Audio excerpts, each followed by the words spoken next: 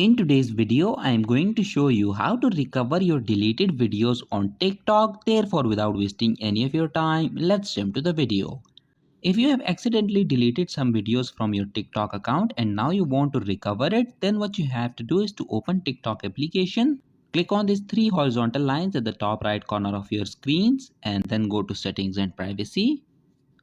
Now scroll down and click on this report a problem option. Tap on this account and profile option. Select the last option, profile page, then scroll down and click on other. Again scroll down and click on this need more help option. Okay, now in this box you need to briefly state the issue that you are facing. You have to provide all the details why you deleted your TikTok videos and why do you want to recover them now. Once you have done that, click on the submit option.